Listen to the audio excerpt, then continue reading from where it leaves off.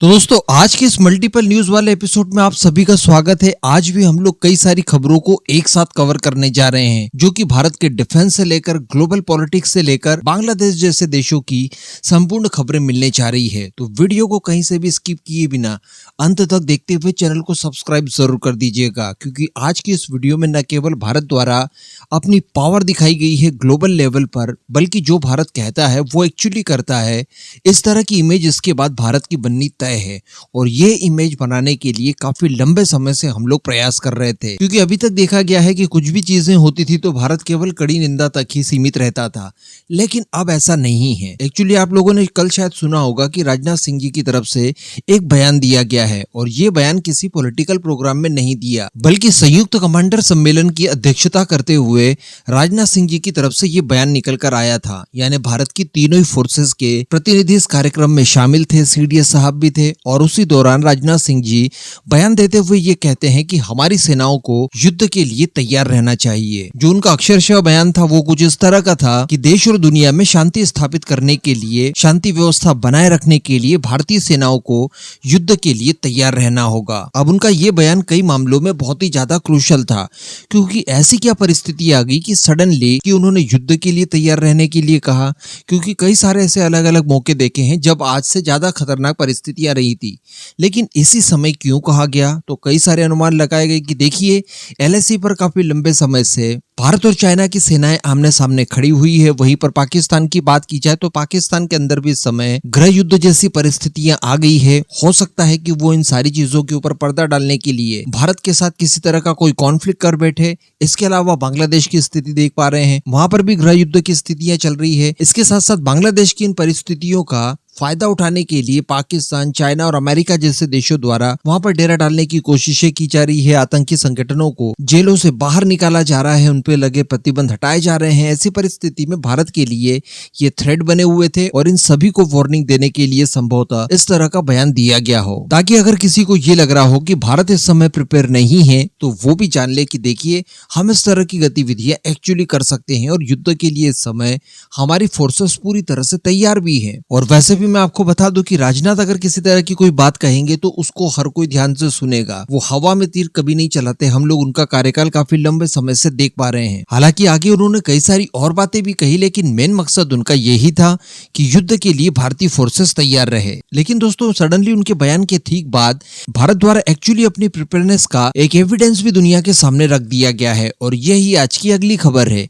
क्योंकि मैं आपको बता दूं कि भारत के डीआरडीओ द्वारा अग्नि 4 मिसाइल का एक सफल परीक्षण किया गया है। और अग्नि 4 की बात की जाए तो ये 17,000 किलोग्राम की एक परमाणु संपन्न मिसाइल है जो कि किसी बड़े देश को भी पूरी तरह से डिस्ट्रॉय कर देने में अकेले सक्षम है। इसके साथ साथ 4,000 किलोमीटर की ये रेंज रखती है। इस तरह की मिसाइलें यानी जो 4,000 किलोमीटर के आसपास की रेंज रखती है, इन्हें इंटरमीडिएट रेंज बैलिस्टिक मिसाइल कहा जाता है। ये आईसीबीएम से बिल्कुल एक सीढ़ी नीचे वाली मिसाइलें मानी जाती है। इसके लिए नोट ऑफ वार्निंग पहले ही जारी कर रखी थी। मैंने आपको वीडियो बनाकर बताया भी था और संभावनाएं जताई ये जा रही थी कि या तो अग्नि 3 का परीक्षण हो सकता है या फिर हमारी नई सबमरीन आईएनएस अरिघट से K4 बैलिस्टिक मिसाइल का परीक्षण हो सकता है, जो कि एसएलबीएम है और 3,500 किलोमीटर के आसपास उसकी रेंज है। लेकिन यहाँ पर अग्नि 4 मिसाइल का परीक्षण किया गया है। तो 6 सितंबर यानी फ्राइडे के दिन ओडिशा के चांदीपुर स्थित एपीजे अब्दुल कलाम आइलैंड से इसका परीक्षण लॉन्च किया गया और इसने अपने सारे पैरामीटर्स पर अपने आप को साबित किया। बताया जा रहा है कि इस मिसाइल परीक्षण का पूरा कार्यभार स्ट्रेटेजिक फोर्स कमांड द्वारा किया गया था। इससे पहले इस मिसाइल का परीक्षण 6 जून 2022 को किया गया था और हर बार की तरह ये मिसाइल अपने आप को साबित भी करती है। तो एक स्पष्ट संदेश भारत की तरफ से दिया गया है कि देखिए बिल्कुल भी हम लोग पीछे नहीं हटने वाले हैं। अब आखिरी और महत्वपूर्ण खबर की बात कर ली जाए तो ये अडानी ग्रुप से निकलकर सामने आ रही है। आप सभी को याद होगा मैंने आपको पिछले कुछ समय में 2 वीडियोस दी थी।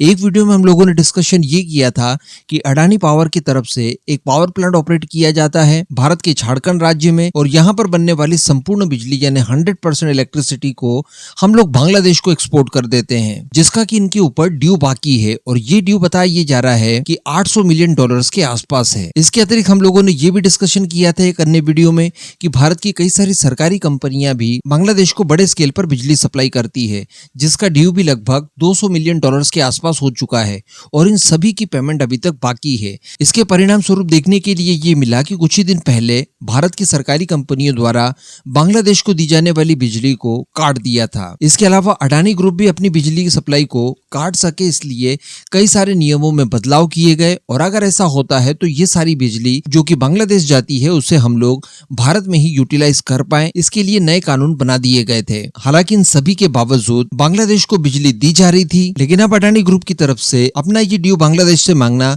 शुरू कर दिया गया है। जी हाँ, ग्रुप की तरफ से दरअसल ये कहा गया है कि देखिए $2 बिलियन का इन्वेस्टमेंट लगा था, तब जाकर हम लोग इस पावर प्लांट को स्टैब्लिश कर पाए थे, जिसके लिए हमें लोन लेना पड़ा और लोन की भारी भरकम EMI हम लोग इस समय चुका रहे हैं। इन सब के बावजूद 1600 मेगावाट क्षमता वाले इस पावर प्लांट की 100% बिजली हम आपको दे रहे हैं, जिसका मंथली जो बिल आता है वो 90 से लेकर $100 मिलियन के आसपास होता है। तो ये जो 800 मिलियन का ड्यू बाकी बताया जा रहा था, संभवतः ये अब $900 मिलियन तक पहुंच गया हो, क्योंकि एक महीना तो हो ही चुका है इस बात को। तो जल्द से जल्द बांग्लादेश की गवर्नमेंट इस ड्यू को पूरा करे, ताकि हम लोग कंटिन्यूअस आपको बिजली की सप्लाई कर पाए, अन्यथा ऐसा करने में हम लोग सक्षम नहीं रह पाएंगे। दरअसल वर्ष 2017 में अडानी ग्रुप की एक डील हुई थी बांग्लादेश गवर्नमेंट के साथ, जो कि पूरे 25 सालों तक बिजली सप्लाई करने को लेकर थी, और मैं आपको बता दूं कि बांग्लादेश की टोटल जरूरत का 10% यही पावर प्लांट रिक्वायरमेंट फुलफिल करता है। तो इसे आप बांग्लादेश के लिए एक अल्टीमेटम कह सकते हैं, जो कि दे दिया गया है कि जितना जल्दी हो सके आप अपने ड्यूज को पे करिए, अदरवाइज आपकी बिजली काट दी जाएगी। और बांग्लादेश की टोटल जरूरत का 10% अगर कट जाता है तो आप समझ सकते हैं कि क्या स्थितियां वहां पर हो सकती है। जो थोड़े बहुत कारखाने वगैरह वहां पर इस समय चल रहे हैं